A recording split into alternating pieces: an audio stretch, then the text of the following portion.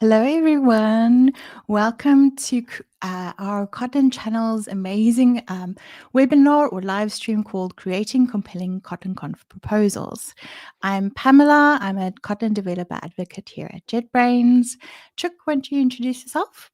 Hello, I'm Cheuk. I don't know anything about Kotlin except that, this is a, amazing, opportunity to be here. And, I mainly work with Python. So, yeah, so if you have Python question, then you can ask me. But, if you ask like, oh, what is this Kotlin bug? Then I can't help you.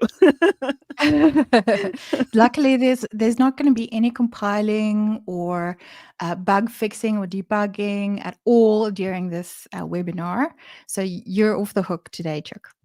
Oh, cool. Because if you ask me Kotlin quizzes, then I would probably fail, like, No pop flat on quizzes. the ground. Okay, No, cool. no. It's all right. Good. All right. So let's get started. So our agenda for today. Firstly, why are we having this webinar? That's, a why is always very important. With if you listen to Simon Sinek, he has a podcast and he also has a book that says always start with why. Next, Cheuk is going to present something really special for us about making your voice heard.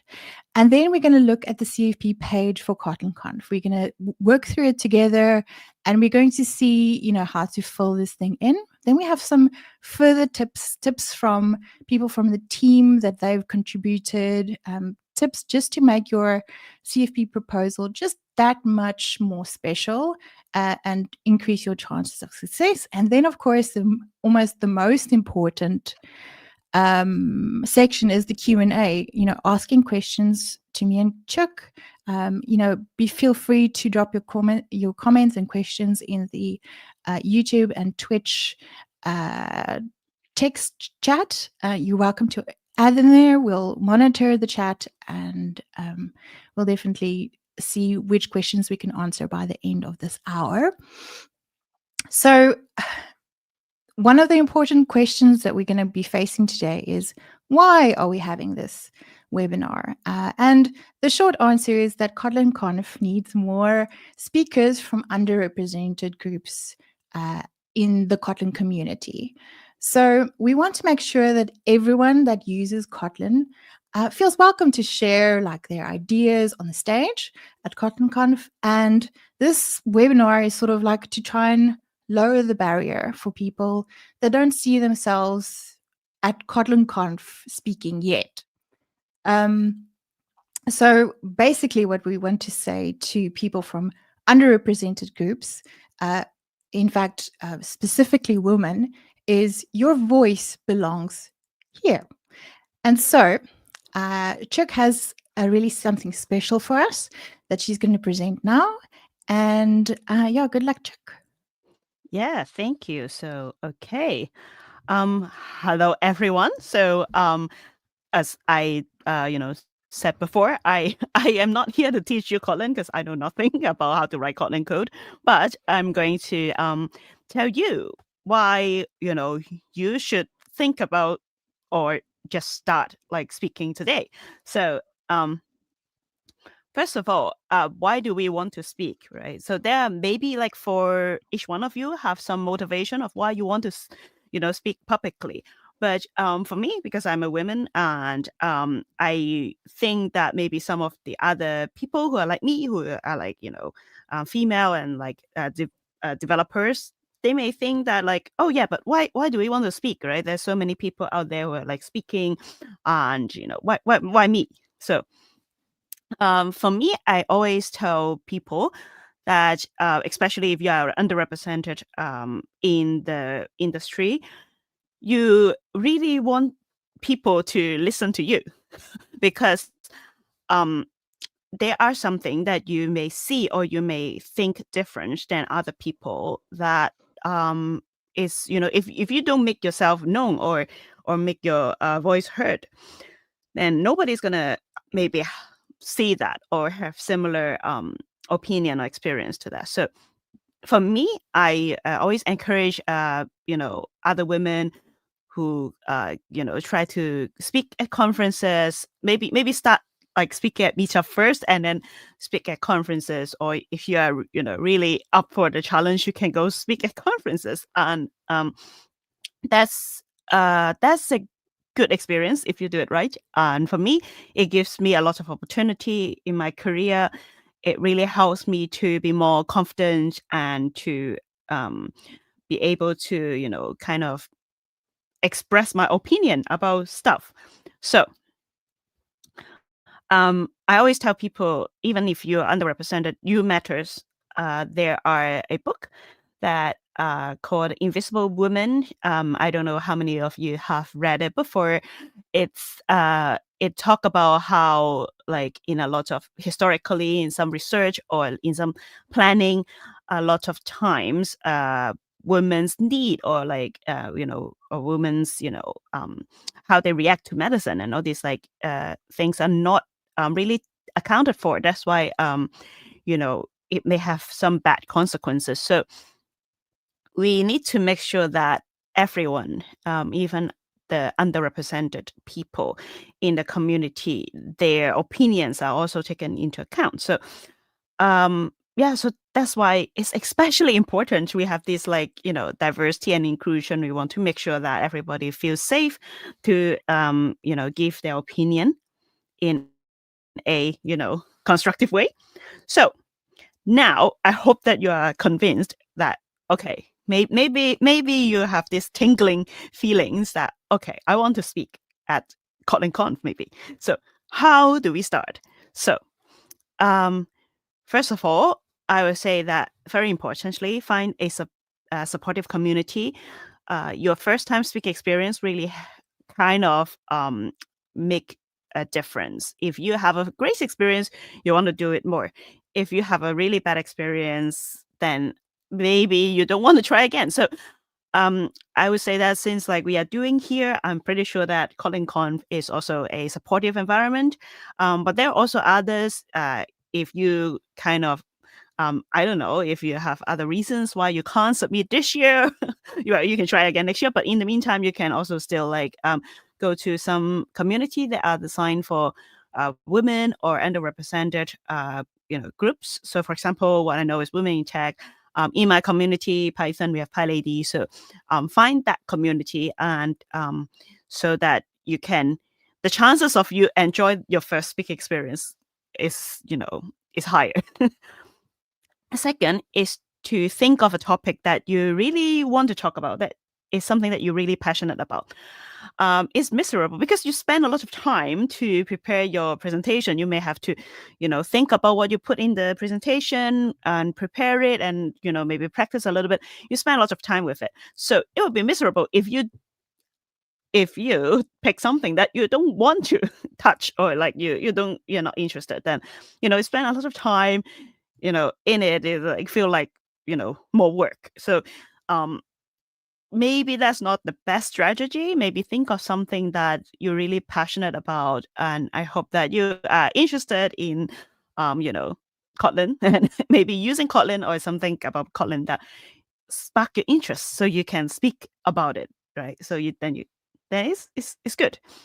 The last thing that's very important is to not do it alone. A lot of times we do something difficult that we, let's say, for example, if I want to sign up for a marathon or something like that, right? Like, or sign up for gym, go to the gym. A lot of people, they sign up for gym, but they drop it like, after the first month, right? Because they try to do it themselves, but it's very hard. Maybe you need to wake up early every day to go to the gym to practice, and not everybody have the ability to keep doing it. So, but that's why people invented this way to find a gym buddy, right? To do something together with someone, then you can kind of keep each other in check. So if you get a little bit lazy, then your buddy may be like, "Hey, when are you going to the gym? We are going to the gym together," and like can give you this like emotional support, which is very important. It's even better if you can find a mentor, but even not able to find a mentor, like having someone who is, also maybe doing it the first time, but since you are doing it together, then it makes things easier. So after that, well, I would dive into it a little bit deeper.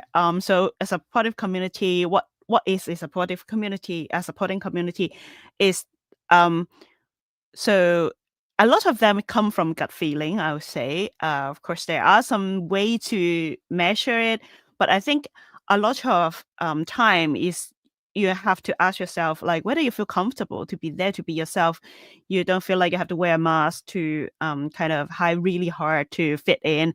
Then maybe that's not the community that's for you. And also, is do you feel that everybody is respected in that environment?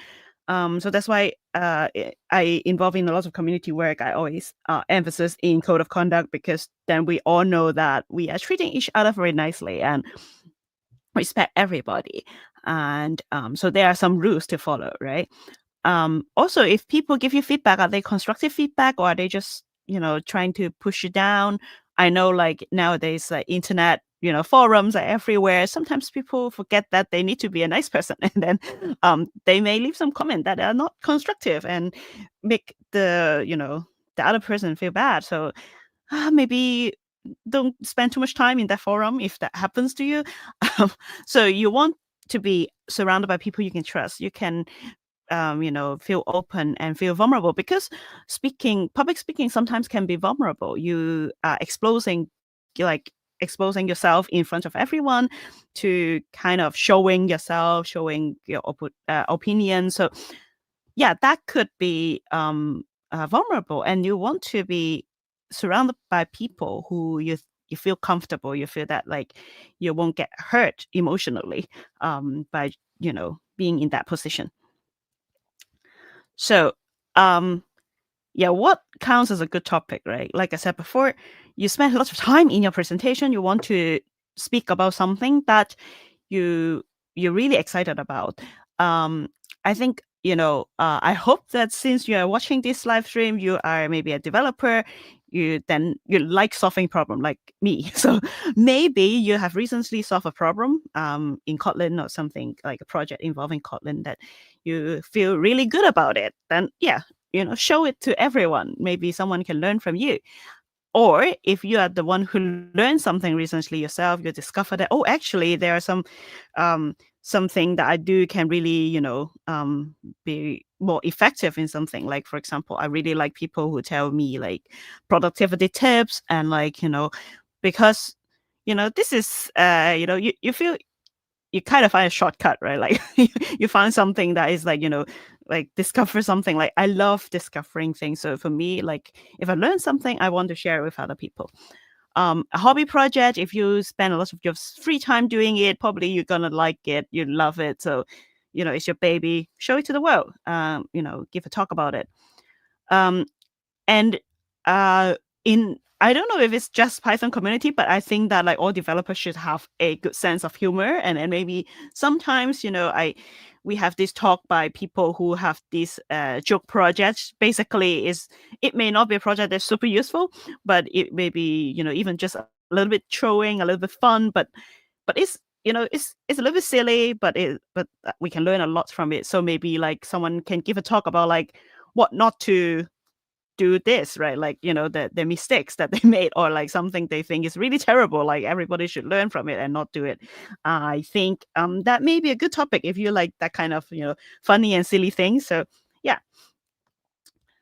But remember, it's your story. So and also I think like if you can give your talk in a personal perspective, like I'm not saying that you have to tell me about yourself, but for example, like how you learned this or like how you encounter this problem, or so so basically you are the protagonist in this story. Is in your presentation you are bringing us to your journey to how you maybe build this project or solve this problem. So we are seeing it through your eyes. So it's your story. You are the protagonist.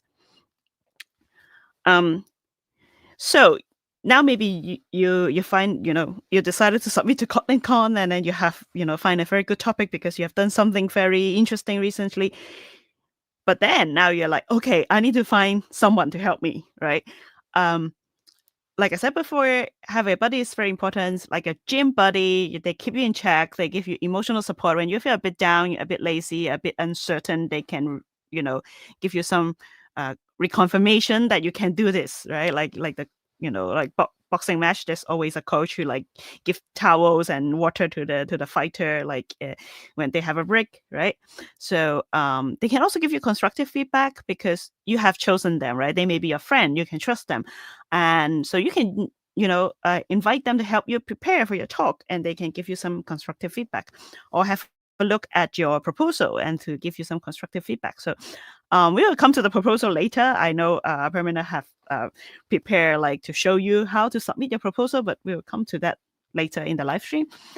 But yeah, maybe before you submit, you want to get your mentor, your buddy, to have a look and give you some feedback to before you submit. Then you feel more confident. Yeah, also like your buddy, not just that you ask your buddy for help. Of course, you have to help your buddy as well. If you both of you are submitting together, then yeah, of course you can help each other out. So now it comes to the section that I call "What If," because I have met a lot of people. They have a lot of thoughts that they are not certain. They are a bit unsure. They feel scared. So that's why now we have this session, and I'm trying to, kind of dissect it and try to answer these questions that a lot of people has when they think about public speaking. So this is very, very common. I have a lot of people that I've talked with. They think that, oh, I don't want to talk about that. There are people in the room who know more than me. Why am I talking about it, right? So I always tell people you don't have to be the best in the subject matters to give a talk about something. So like I said before, if you learn something new, then yeah, of course there are people who have done it maybe like long time ago. They know more because you just learned it. But well, there's still value in what you are trying to say, right? Because you are telling people how you learn it. People who already know it, of course, they don't need it, but there's still a lot of people who doesn't know it and want to learn it. And then if you tell them how you learn it, then it's more relevant and more useful for them than, someone who would be like, oh, I already knew it, but I forgot how I learned it, right? Like, so I think there are values in everything, even though it's not a deep dive, even though you are not like knowing everything, there's still value of what you tell because you're telling your story. Again, like your story, you are the protagonist, right? You're bringing us through your journey. So I think that's unique. So yeah, so nobody knows what you experience, only you know, so you better tell us about it. um so some people really, really scared that think that, oh, is my talk too long? Is my talk too short? Then your buddy can help you, or your mentor can help you, because you can practice it, right? You can practice beforehand. So I know it's not easy to keep the timing right. If you have more experience, it's easier because you know how to adjust your pace. But for people who just get started, maybe they speak too fast because they are nervous, or they put too much in the slides and they don't have enough time to finish it. So practice. So that's why we have rehearsals. It's like, even professional actor, we have rehearsals, right? So practice with your buddy or your mentor, try it out, see. They can give you constructive feedback. Maybe they think like, oh, this is too much information in this section, maybe put less and then emphasis more on the other section, or yeah, so they can help you with the pacing. Yeah, this is really common. People will be like, do you ever get nervous when you give a talk? I would say that yes. Even today, I've given so many talks. Like, if you search my name on YouTube, you probably see my face in some talks. But I still get nervous. It's a human reaction to be nervous when you are speaking. Like I said, people are watching you, right? Like so many eyes watching you. It's our human instinct to get nervous because we are not used to being the center of attention, everybody looking at us, right? So and it's okay to feel nervous. There are ways to make it easier for you to compact it. So, for example, like, do I get nervous? Yes, I do, but it doesn't really affect a lot when I'm speaking, because I don't let it affect me. I, try to focus on what I'm talking about, focus on my story instead of like worrying about things, like thinking, oh, people are looking at me. Am I looking right? Do I have a spinach in my teeth? I stop. Like, I don't think about all those things. I focus on my story. So there are techniques that can help, but also the more you practice, the better you can perform those techniques and not let the nerves that get in your way of your speaking. So it's okay.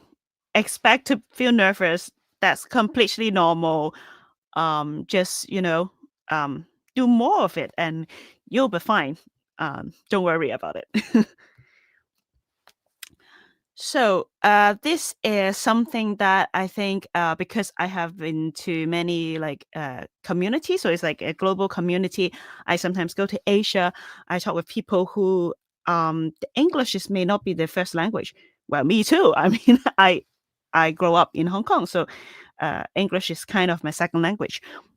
But I always tell people, if you want to, learn the skills of public speaking, it's nothing to do with your language ability. So if you don't want to give your presentation in English, you want to give it in your mother tongue, then you find your local community to practice.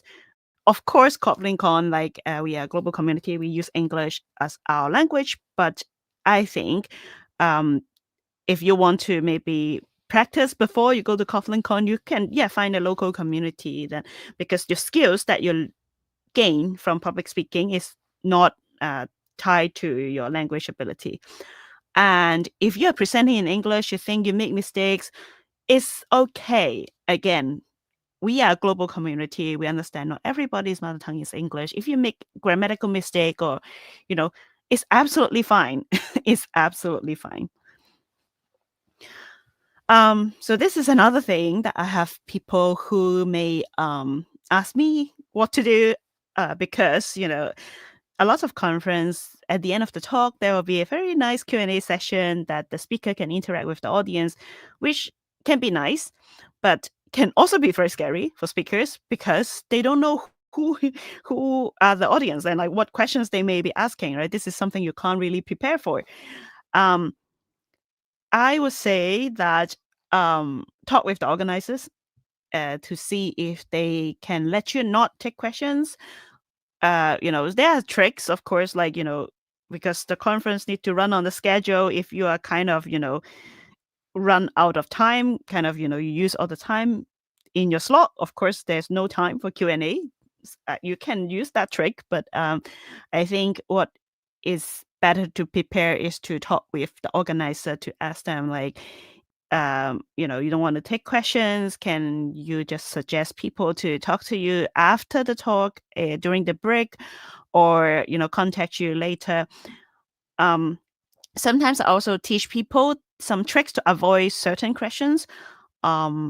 Because sometimes, you do want to do Q&A session because you want to be interactive with your audience. But sometimes, oh, what if someone asks a questions that I don't want to answer on stage when everybody's looking? There are reasons that, you may not want to do that, but it's nothing to do with you don't know anything, right? Like, so for example, they may ask something that, because let's say you're representing your company, they ask something and then you can't say it in the public because something related to what your company do. And, your company may get into legal trouble if you say something wrong. So you can tell them like, oh, sorry, this is related to the work. And then, I am not supposed to say that in public. Maybe we should talk it privately. It's absolutely okay to tell people, sorry, that's the reason I can't answer your question. Let's talk about it later. Or you can just say, I need to double check with the team. Let's follow up after. So the next question. Or you can say like, oh, this is a very, very deep topic that I need to spend a lot of time to explain it. And I don't think this Q&A session have enough time for this. So yeah, you can always find a reason of like, let's talk about it afterwards, right? Of course, you can't use it for every question, but for some questions that you think that, or maybe is not appropriate, or you don't want to answer it right away, you can say that. Yeah, this is a thing that like people ask me, right? Like, oh, what about the live demo?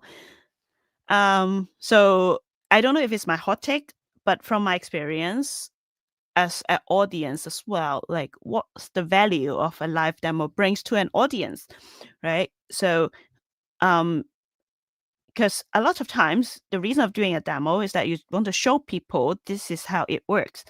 And if it can be shown with a video that you pre-record, if it gives the same values to the audience, then do a recorded demo, don't do a live demo. Unless the demo is interactive, people need to do like give you some some interaction when you're doing it, then yeah, you have to do a live demo. But then then there are some risks that thing doesn't go well. There's always something that's go wrong when you do a live demo. The internet suddenly break, or you have a typo, but because you're so nervous you can't find where the typo is and all this stuff. So yeah, if you can do something instead that give the same value, then don't do a live demo. But if you have to do a live demo, I always prepare some script that, like, so for example, if I type it and then I type it wrong, when people look at you, it's very hard to find your typo, right? Because you're even shaking when you're typing. So even for me, I'm not very good at typing already. I have lots of typo, and then if people are watching, it's going to be disaster. So I will save those things that I'm supposed to type in a note, and then if I have to, if there's a bug, I can just copy that and then paste it. So I can avoid the typos. Yeah. So again, like think about why you're doing the demo. It's not to impress people. It's to show something, to be tie into your story. So yeah, if it doesn't give extra value, then don't do live demo. Do something that also gives the same value to other people, to your audience. So that's about how you can be a speaker. So this is the last bit of this presentation. I want to also say that, like, if you think that it's really hard, you want help to speak up, to basically navigate the journey of public speaking, maybe you can be the person who help others as well. So creating a supportive community actually helps to create this environment that is more nourishing, that can help new speakers to start their public speaking journey. So especially if you're underrepresented like me, if you're women, then yeah, we need to help each other. So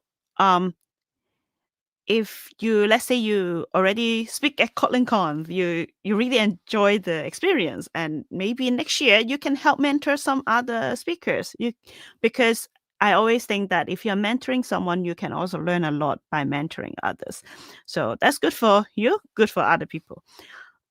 Celebration. So let's say you go to KotlinConf and then, wow, there's so many great talks. If there are multiple talks at the same time, sometimes you have to choose, right? So if there's a talk by someone who's like, typical developer, that is interesting, but there's another talk at the same time by an underrepresented developer that's also very interesting, then maybe you want to support the speaker who are underrepresented, because again, like, they try really hard to get at this point. You want to help to celebrate the success, or maybe post on social media. I realized that me myself as well, like female speaker, we are very bad at promoting ourselves. So maybe we should promote each other, so it's like feeling less cringy, and it's easier to do. So yeah, maybe think about that. Opportunity. So if you are let's say you really love the community, you get involved in organizing conference and like other meetups, and maybe you should think about giving women and other underrepresented speakers a chance to speak, especially during meetups, because I know meetup is not like you have a complex cover proposal process. You just encourage them to try speaking at a meetup, right? Because if they may discover something very interesting to talk about, and then maybe they would submit to a conference. And so give them opportunity to shine. Last, if you really enjoy the community aspect of the developer community, then maybe think about starting a local community. I've done it. I live in London, so in London I have started a meetup with some friends. It's called AI. It's called Feminist AI Meetup. So so it's just like because I love having a community that like-minded people together. So I organize meetups. So maybe you want to do that too. So yeah. So okay, so this is the last slide. So yeah, just as a recap, participate in the community, have your voice heard. Think about submitting to KotlinConf because we have all this support that we are providing for you. And you can even, talk to me, although I don't know Kotlin, but if you want to, get some support in public speaking, you can reach out to me.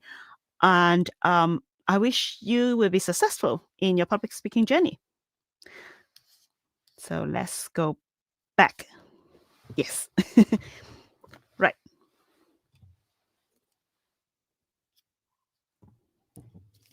Oh, is it just me? I can't hear you. No, it's not Okay. just you. Thank you, Cheuk. That was really inspiring and amazing. And I wish that I had forgotten. I wish that I had remembered to unmute myself. Now I'm quite embarrassed, but that's all right.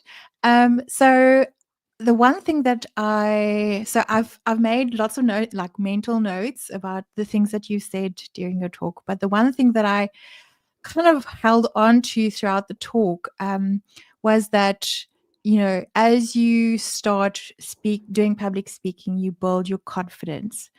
And I had that same experience with when I started public speaking. I was like, in the beginning I was like, I don't think I'm going to be good at this, but I'll give it a try. And then my first talk was at a meetup. It was at a Java user group.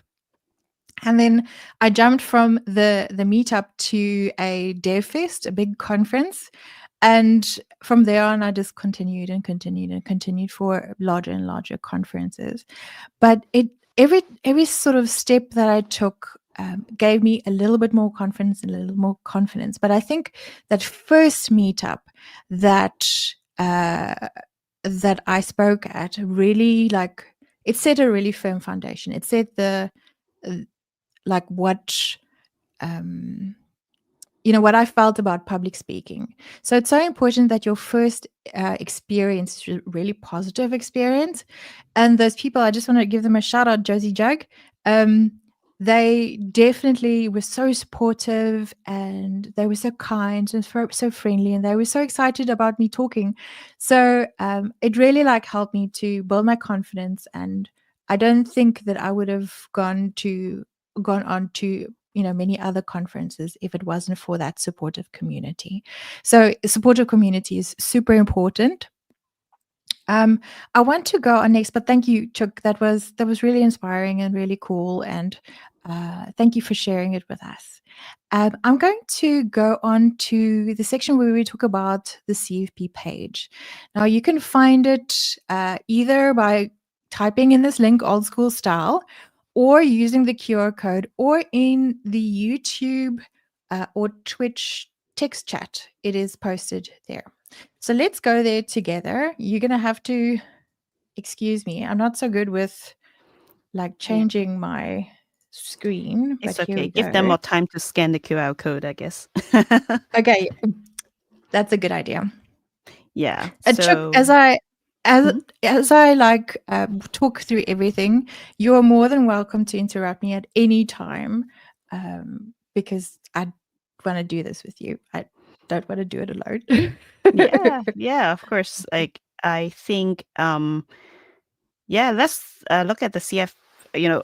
Again, all the conference will have different call for proposal process, and what they're looking for may be different. So I think this session is a very good opportunity for you to understand what the committee is looking for in your submission. Yeah. Yeah. All right. So here we are. the Sessionize page. Now, Sessionize is basically just a platform that allows us to do CFPs or call for proposals in a really coherent and manageable ways, because KotlinConf gets a lot of submissions, and it just makes it easier to get all the information in one place. So the most important thing about this page is, of course, the event dates. Make sure that you can make it, and make sure that you can be in Munich on these days and times. And then also, it's important to remember the call for papers actually closes on the 30th of November this year. So a lot of people leave their call for papers until the very last day. And just remember that the very last day is the 30th of November. You can even add it to your calendar by clicking this link. And then you can do your last minute thing like that. All right. I would say that I don't encourage last minute, but I also It's gonna happen.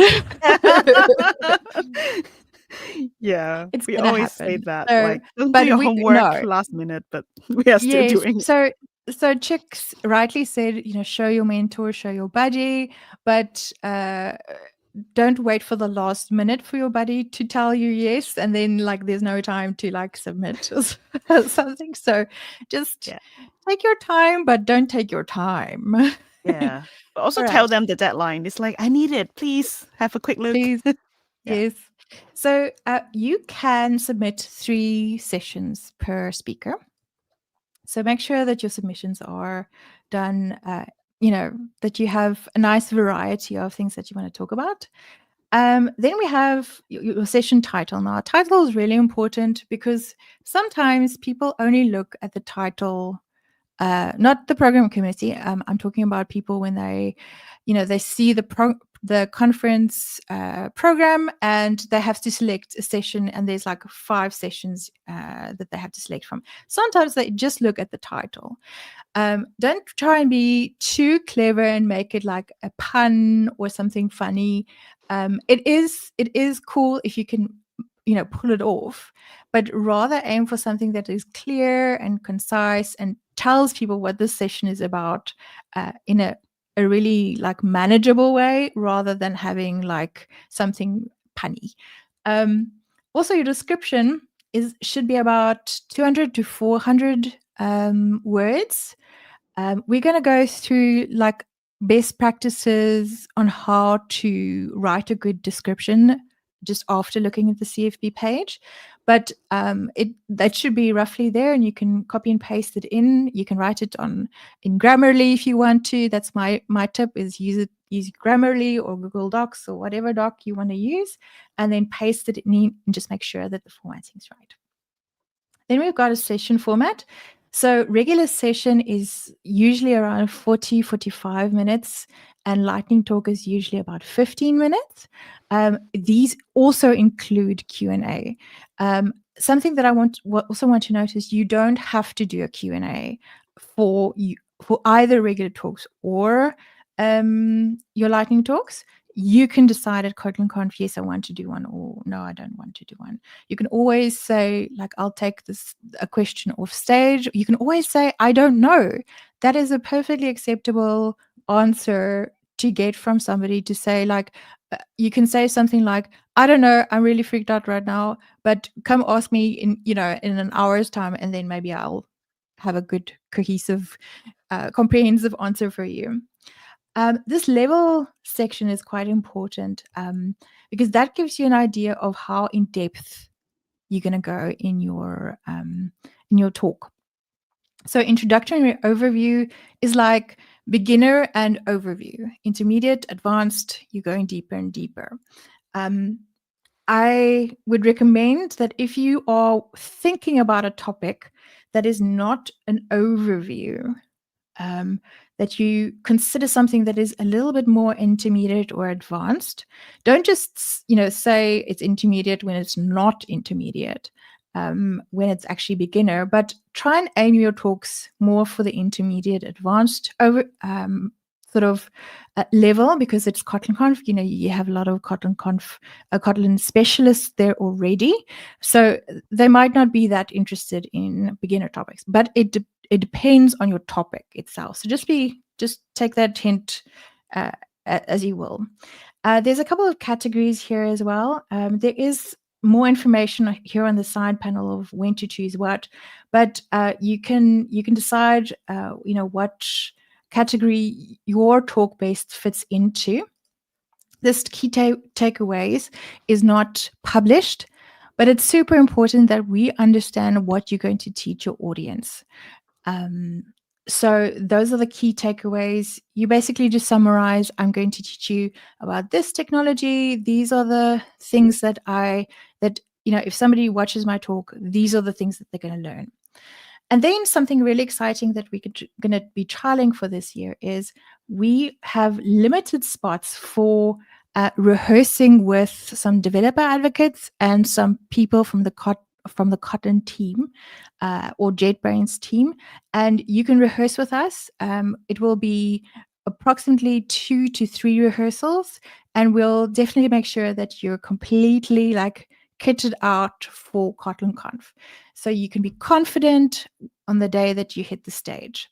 So you could either say, yes, I want to rehearse with the JetBrains team, or no, I don't want to. Maybe you're an experienced speaker, you know what you're doing, and you're willing to take the risk.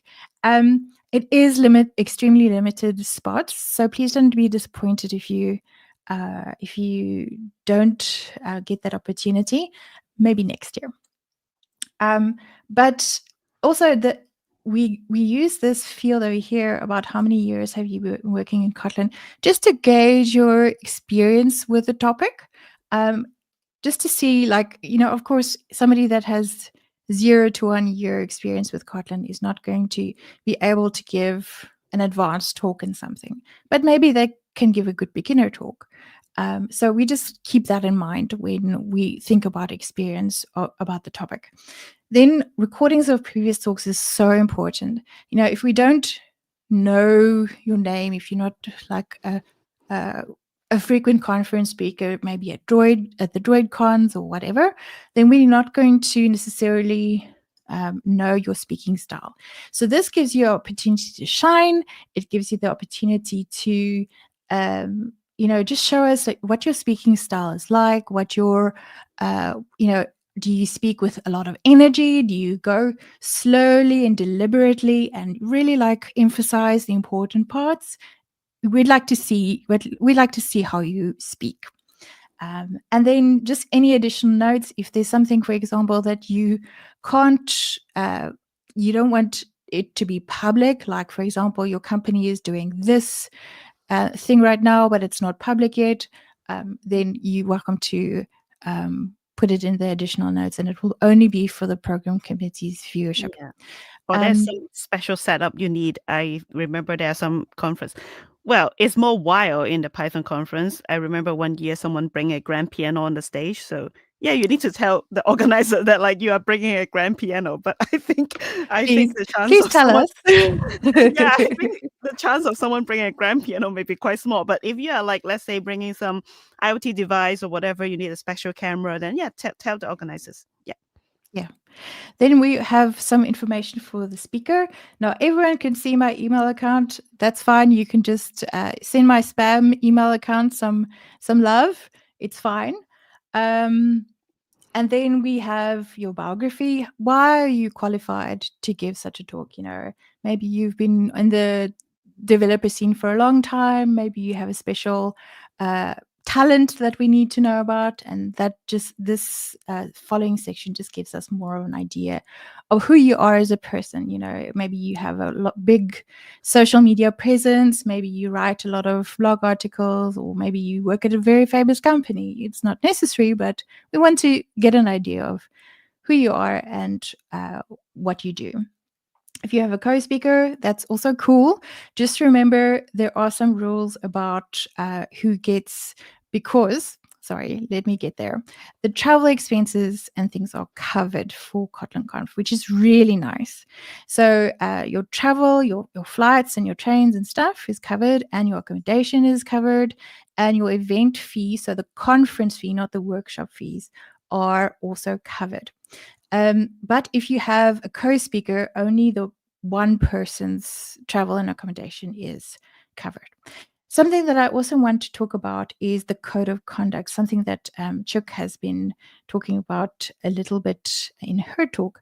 Please make sure that you have read the code of conduct and will abide by it during your attendance of the conference.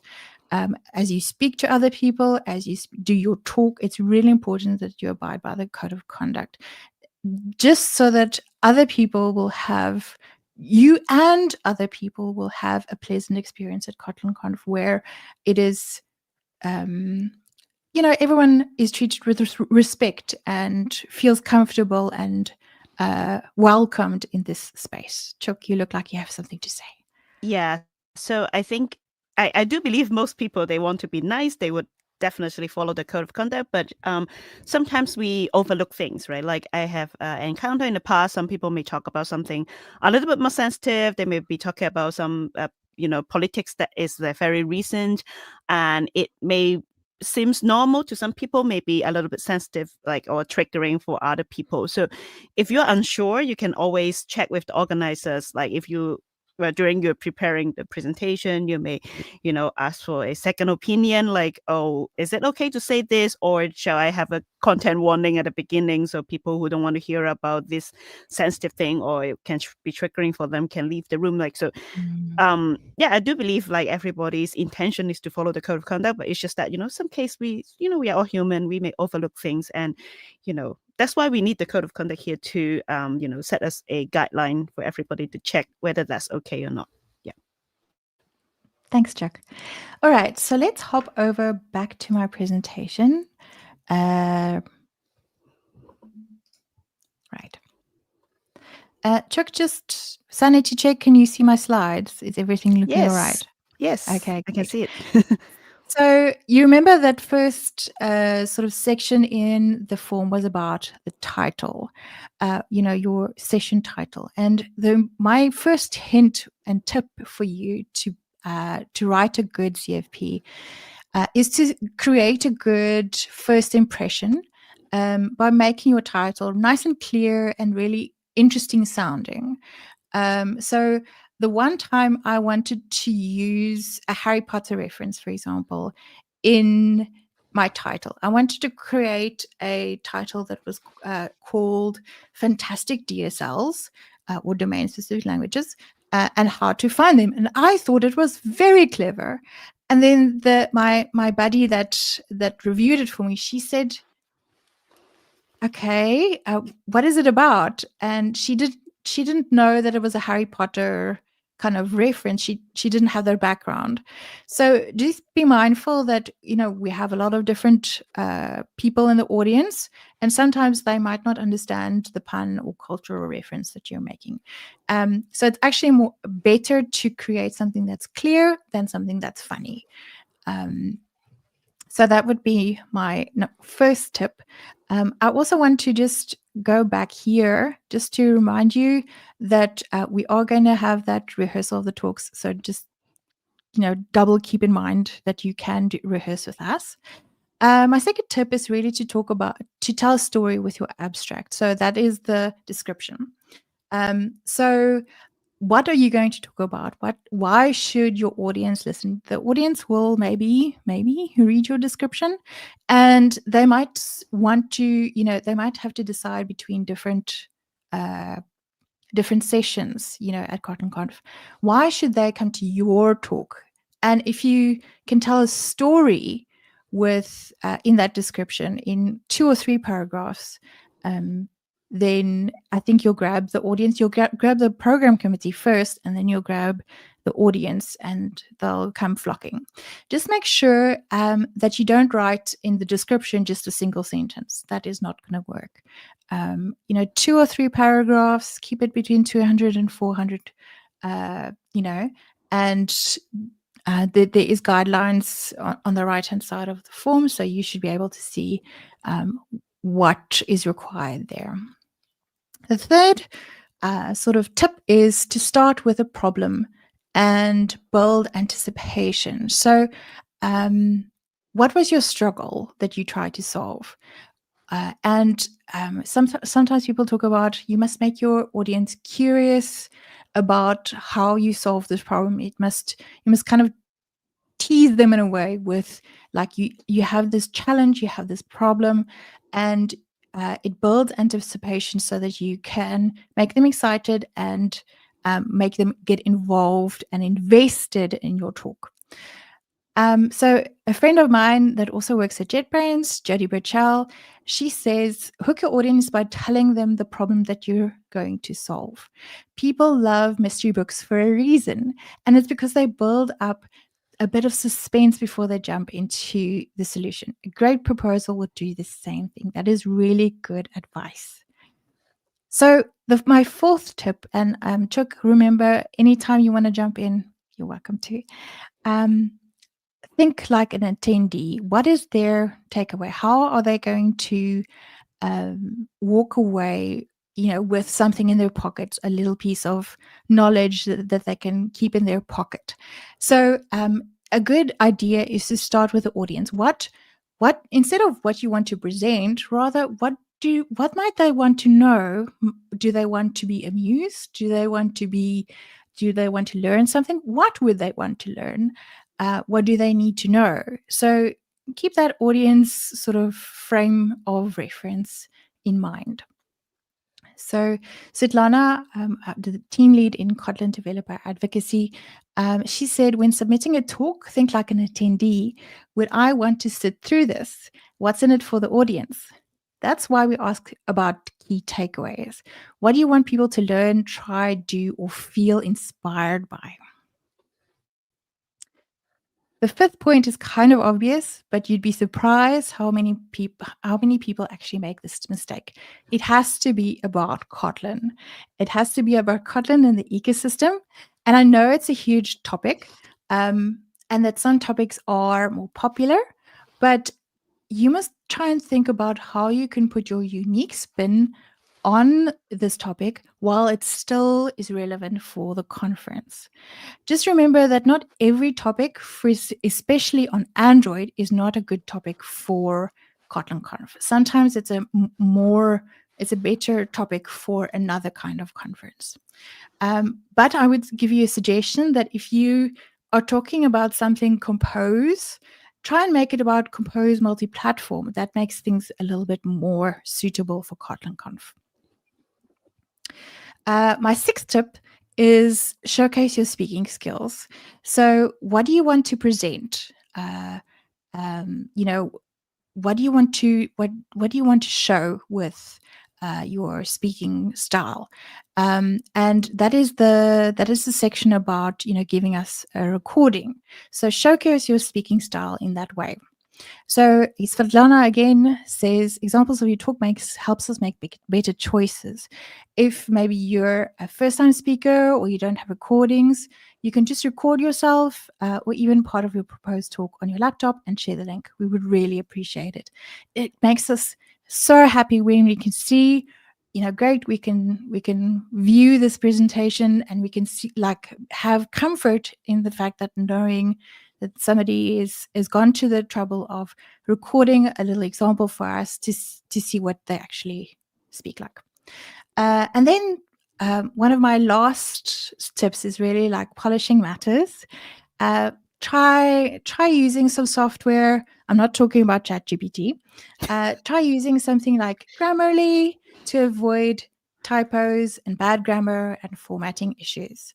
And then remember that when you've now taken your text, just make sure that it's formatted properly in that description as well.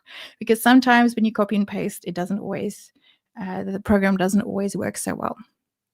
Please I have don't a question submit. here. Yes.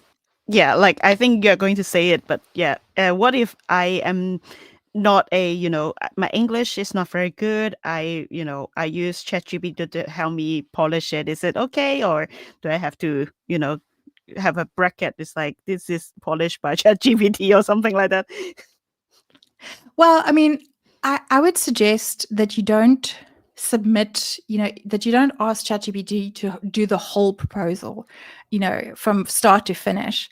You can use it, for example, to brainstorm, to spell check for you, or just, polish it a little bit, please write the abstract in your own way and your own ideas and your own way of expressing yourself. I understand that, English is also not my first language. You could ask a buddy, you could ask Grammarly. There are so many things that you can do, but don't just give a LLM generated proposal. It's super obvious when it is, and it gives a really bad impression because people think that you didn't put in the effort to make a good. You didn't put in the effort to create a proper proposal, so you won't put in the effort to create a good presentation, and that's a bad. It gives a bad idea.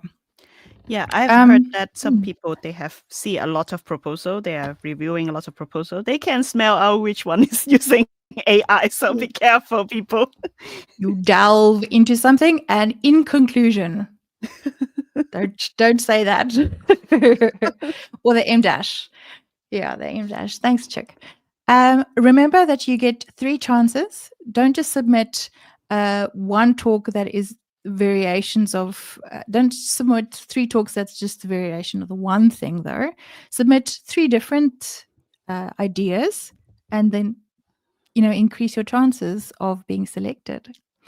And also, don't be afraid to get creative. Share something that you discovered in your side projects, or something that is purely fun. I remember there was one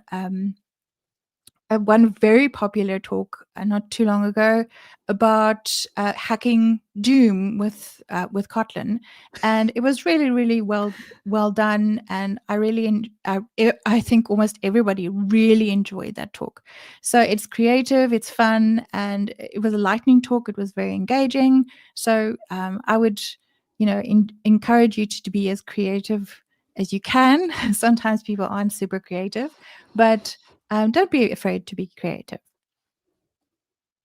Yeah, I think that's tied into the silly project that I talked about before, right? It was useful for hacking Doom, but it's a very good learning experience. I just wanted to share some examples from my speaker profile. So this was back in 2019. So this would be pre-COVID. And of course, KotlinConf had to be cancelled that year. No, actually not. KotlinConf was cancelled the next year. So this was just before before COVID. And so this is what I had written as just not a developer advocate, not just a public speaker. And I basically just my ideas here was I kept the title quite simple, with creating full stack web apps with Kotlin DSLs. I wrote about some technologies that not a lot of people were talking about at that stage. And I also explained what I was trying to do. I was trying to show, that DSLs are cool and that they also can create really beautiful code. So it sort of goes in a very progressive way of, this is what I want to do. This is why I think it's cool.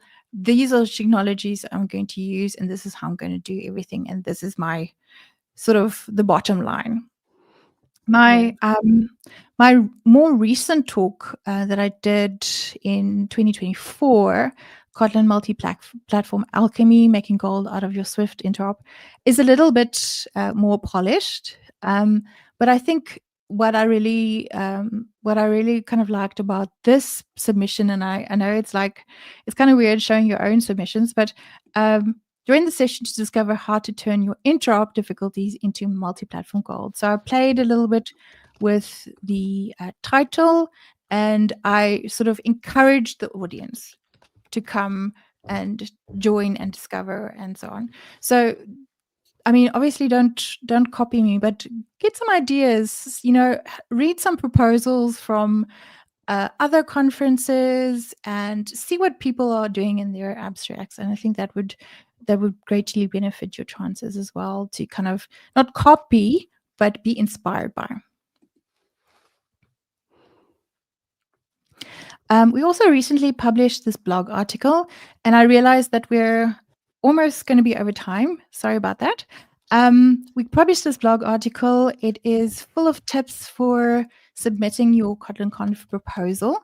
And it's just expert tips to help you stand out.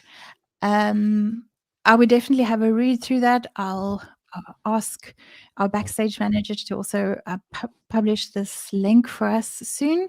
And I think it would be nice if we could go into some question and answer time. I just want to make sure about the time. Yeah, please post your questions in the chat, and we'll see it and we'll answer it. And yeah, but I have a question first for Pamela. Thank you. That's nice. Right. So, if let's say I really want to increase my chance to be selected, should I talk about a more like popular topic? For example, AI.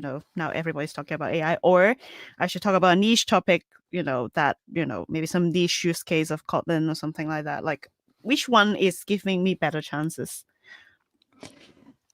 I would say, in the long run, the one that you're the more interested in is the one that you are more that you're going to be more successful in, because obviously when you are researching and you're trying to figure out how to teach it a particular topic, you're going to be more invested if it's something that you want to learn.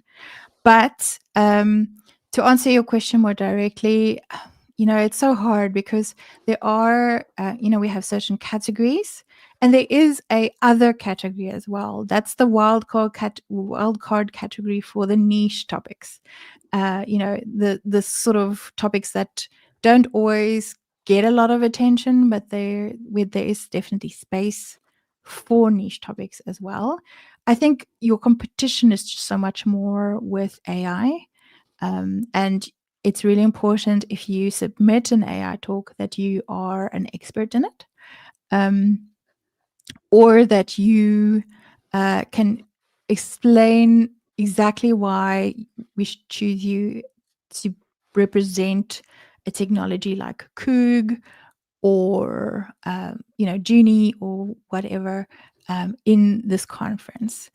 So you kind of have to be either an expert or just have a very good explanation of why you could be considered an expert, or why you bring a unique angle to the conference, because AI is such a it's kind of like a cutthroat kind of audience, and it's also there's going to be a lot of AI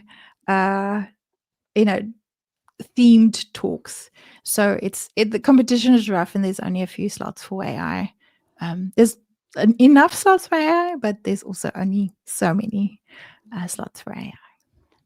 Okay. I don't see any question popping in yet. I'm going to ask you another question, give them a chance. But if they are not asking any questions, then then I got all the time for you.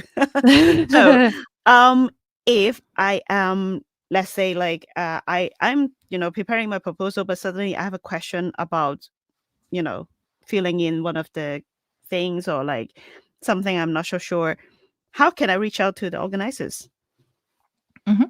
I think there's an email address at the bottom of the form. I think it's speakers@KotlinConf or something like that. So I would actually have a look there to see what there is definitely an email address that you can reach out to people. Yeah. So, also, another questions that okay, this is my last question. So I'm trying to not ask too many questions. So, are the proposals selected anonymously, or you see my name when you look at my proposal while selecting? They're not anonymous, and either way, if it was not anonymous, how would it work if we asked for your speaker videos, right? Oh, that's true. Your That's presentation. true. You So don't have to mask we're your gonna know. face. You're gonna have to mask your face, and that's just weird. So let's not Right. do that. So no, we Okay. just want to know who you are, why you want to give this talk, and Yeah. just your So strengths and your expertise in the topic. So they can impress you with the video, right? So let's say like, oh, I can, make a viral YouTube video and send it to you. then, then it may Sounds good. increase the chance. About Kotlin, yes. Make a Yes, about viral video Kotlin. about Kotlin. Yes. Yes. And yeah, I mean, nowadays everybody is a YouTuber, right? So Yes. or TikToker. I don't know. Like I'm too old to like understand TikToks, but yeah. That's not true, Cheuk. That's not true, Cheuk. Right. So I guess that's it for today's session. And it's amazing. I mean, like, I really enjoyed it. I enjoyed talking with you, Thank you, sharing I my did. experience, because you can see that I can't shut up about like I love Thanks for speaking. sharing. So yeah. Right. Yeah. Me too. All right, folks, I hope you enjoyed this this presentation. We're really sad that you didn't ask us any questions. We hope that you felt welcome at least and that you learned something. And with that, we wish you warm, Cody farewell. Bye. Bye. Love you all. Kotlin. Yay. Yay, Kotlin. Bye. Bye bye.